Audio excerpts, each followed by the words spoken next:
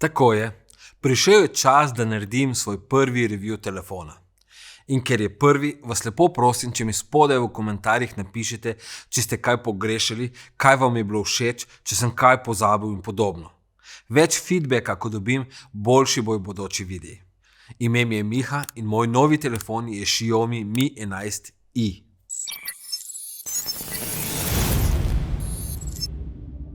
Trenutni paradni konj Xiaomija je Mi 11 serija, katera ima 10 različnih izpeljank, od najcenejših Mi 11 Lite do najdražjega Mi 11 Ultra. Nekje vmes s ceno okrog 600 €, če ga kupite v trgovini, sedi Mi 11i. Ker je Huawei čisto potonil zaradi ameriških sankcij in prepovedi sodelovanja z Googlom, se je na vrh zavihtel Xiaomi. In zaradi tega so naši operaterji končno začeli ponujati njihove telefone v svojih paketih. In prav zaradi tega je cena Mi 11 preko operaterja okrog 450 € v času snemanja tega videa.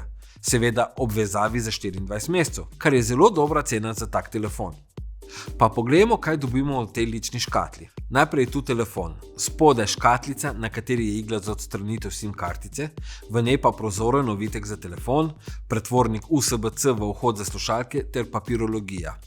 Na dnu se nahaja še 33W polnilec in kabel zanj.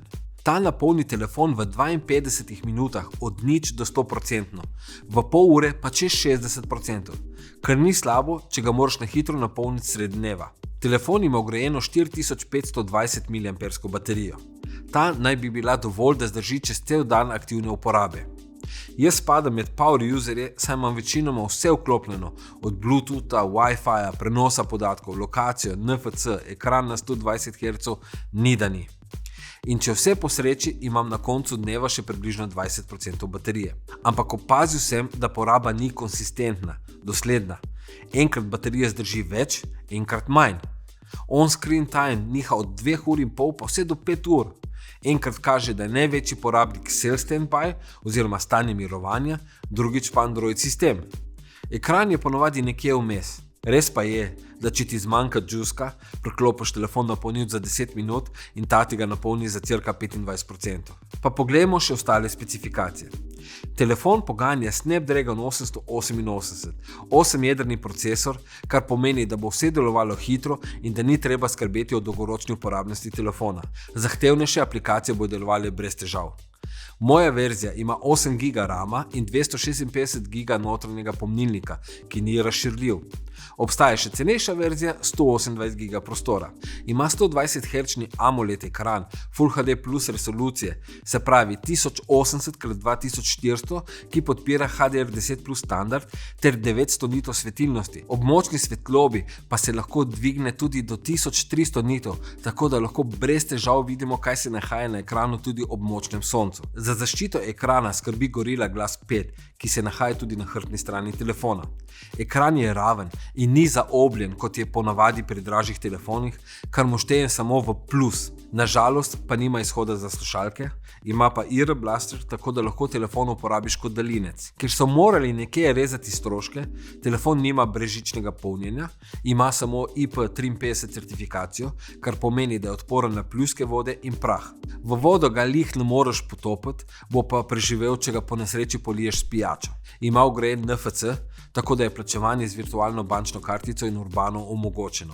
GPay, denarnik, M-denarnica, Urbana, vse deluje brez težav. Na dnu telefona se nahaja pladečenk za dual SIM kartico, USB-C vhod za polnjenje ter zvočnik. Kot dodatni zvočnik je uporabi tudi slušalka na vrhu telefona, tako da ima zvok širšo sliko. Stereo separacija je občutna.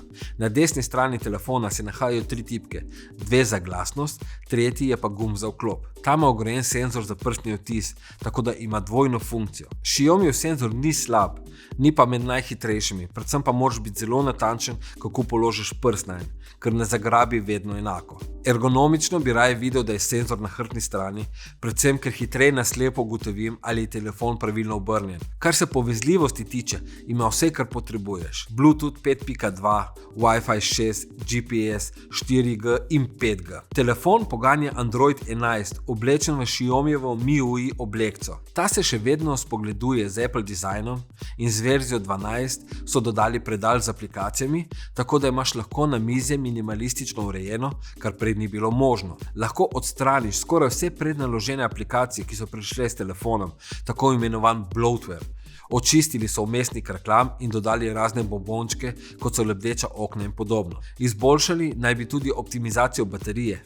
Sistem naj bi bil manj agresiven pri ubijanju aplikacij v ozadju, ampak po mojih izkušnjah je še vedno preveč agresiven. Res je, da se da to rešiti v nastavitvah za vsako aplikacijo, je pa vseeno moteče, dokler tega ne urediš.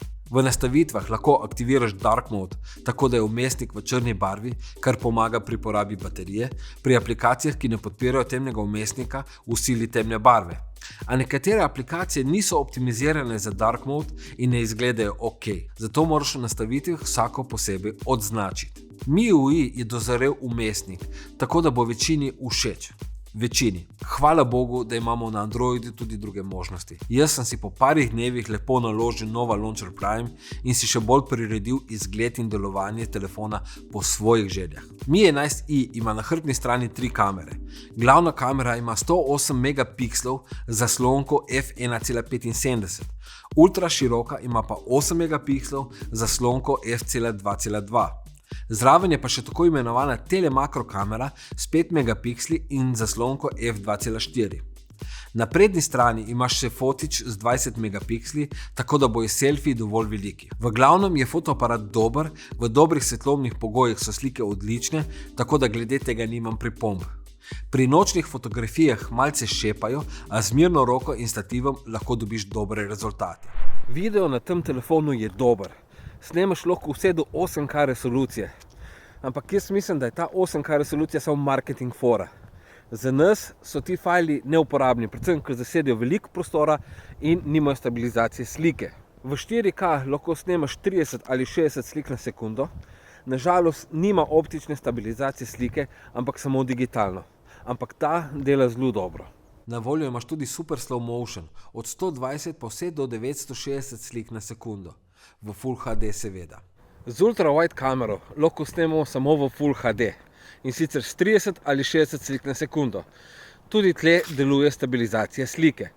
Telefon ima 3 mikrofone, eden je direkt zraven objektiva, druga 2 sta pa eden na levi, eden na desni strani, tako da bojo vlogi jasni in glasni. Ampak če zapiha veter, boste tega takoj zaslišali, zato bo za resno delo treba nabaviti namenski mikrofon. Selfie kamera isto snema samo v Full HD resoluciji s 30 ali 60 sličic na sekundo.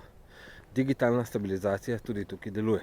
Pri slabih svetlobnih pogojih video ni najboljši.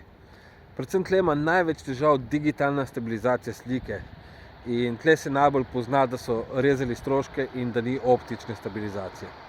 Seveda telefon ni popoln. Najhujša hiba je senzor bližine, kateri ugasne ekran, ko nasloniš telefon na uho, da med klice ne pritiskaš na tipke. Ta ni optični, ampak je hibrid, ki uporablja giroskop senzor in senzor hitrosti. Tako da naj bi na gib telefon vedel, kdaj je naslonjen na uho in kdaj ga umakneš. Ampak kaj ko v praksi velikokrat to ne deluje in takrat bi telefon najraje vrgel v tla, ker ne morem prekiniti klica, pogled telefonske številke e-maila, lahko kot budala pritiskam tipko za gumb za prižiganje, pa se ne zgodi nič. Ekran ostaja črn. Pol pa kar naenkrat se zbudi. Xiaomi je baje že slišal za pripombe, tako da so prekinili sodelovanje z norveškim proizvajalcem senzorja in naj bi obstoječo težavo rešili softversko. Kdaj? Ni bog ne zna. To je dejansko moja največja zamera pri tem telefonu in upam, da bo kmalu rešena. Odločil sem se, da bom nesel telefon na servis zaradi tega senzorja bližine. Dajte me spremljati na Instagramu, ker bom objavil story, ko dobim telefon nazaj, če so to napako odpravili.